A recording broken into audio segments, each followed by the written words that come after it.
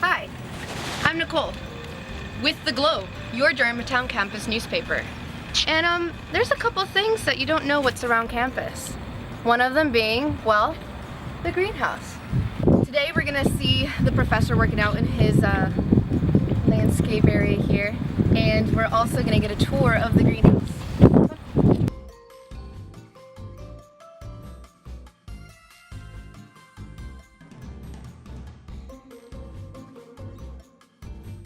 Good. Nice to meet you.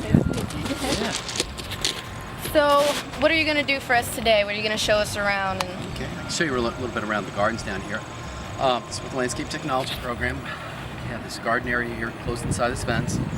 Right out here is our gardens. It's actually just got the signage for it. It's a Monarch Way Station. It's also a pollinator-friendly garden. So that's we'll do that again. So I do you want me to Can't walk wait. around? Yeah, let's go. Okay. Let's see it.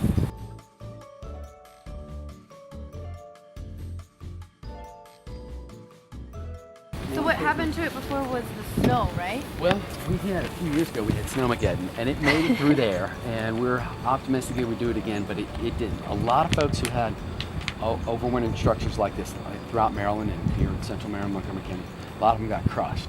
And it was just the weight of the snow, and I think the wind pushing against it was just too much for it.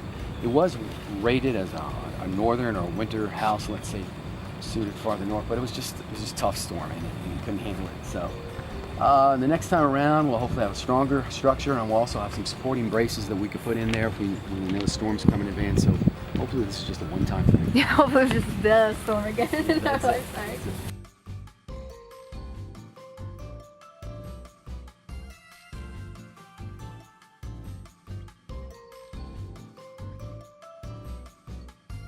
Cankering out, so this is chestnut blight. I Are got you this. keeping it because you think it's cool and want to show? Well, no, I need to get some good pictures of it. And then, so when people talk about what does chestnut blight look like, this is it. And you can, with that camera, you might be really getting in there real close. Those little raised areas right there, that's the fungal fruiting structures of chestnut blight right there. So there are many strains, and maybe this one, I don't know, say there's 10 strains, and this one was resistant to 8 or 9, but this other one it wasn't resistant to, so I got it. It had some trouble initially with groundhog, and I was hoping it was that was my only problem with it. But this is chestnut blight. Okay. So that guy looks like he's tanked out. So, but that's okay. That's okay. We'll try again somewhere else.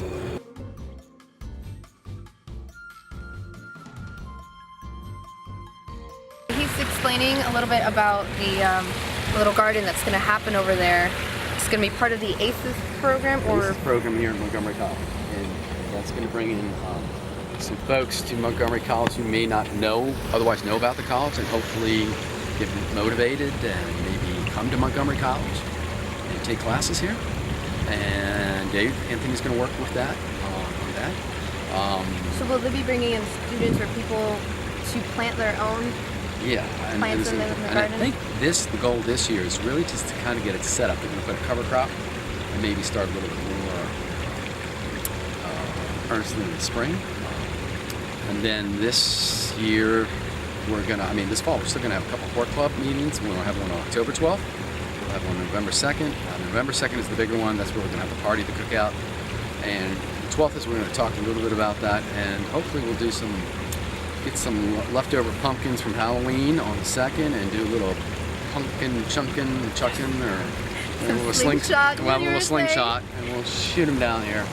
So not only are we helping the environment, but we are also having fun while doing it. That's right. That is what the Montgomery College Landscape Technology Program is all about.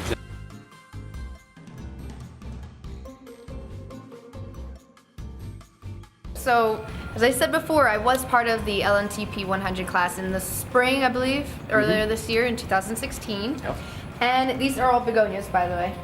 Rex begonias, probably? Okay. That's the type of Rex begonia. And what we did was that we did some cuttings. We'd cut down a leaf, and then we just put it in the, rooting solution, right? So we put it into the soil. Yep. And, at the end of the semester, some of them died, but a lot of them were surviving, but nobody took anything home apparently. And this is what we have. Yeah. This is just a fraction of it. Most of them took. They just took a while. So I think people either left them behind. Some people took theirs.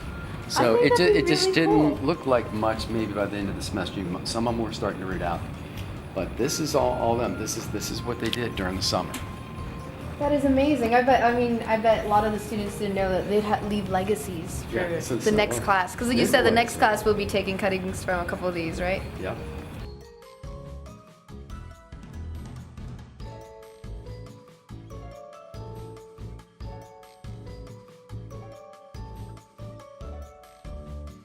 This is Not many people know about it's shut down right now. But basically, the technology it's all needs to be cleaned up.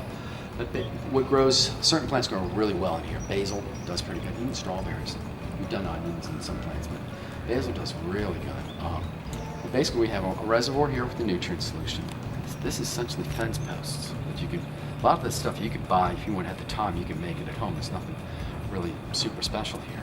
So you can just get these netted pots, and then you can buy these at the hydroponic store or get online, Amazon. And then there's these little clay pebbles, and that just acts to help to support the plant. You get the plant and it's rooted, and right underneath, there's about half an inch or an inch down is the water. As long as the roots are in contact with that nutrient solution, and this is constantly circulating, it's going to take. And they grow faster, definitely faster in hydroponics.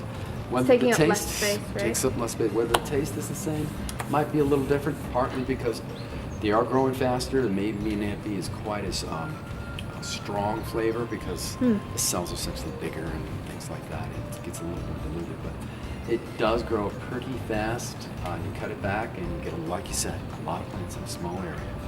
Right. And it's pretty easy. I don't do that much to it, to be honest. Yeah. You could really get in there and put It's that simple, and that's what's it is amazing for it. pretty simple for what. When I first did it, I tried to do it very by the book, but later on, what I did is I just fill it up with nutrient solution, let it run. When it gets low, put it in, and that's all. And I'm not adjusting the pH. I'm not doing anything else, and it seems to be doing fine. I can't say that for all the crops, but for basil and a few of those, it's really, really easy to do. Anybody.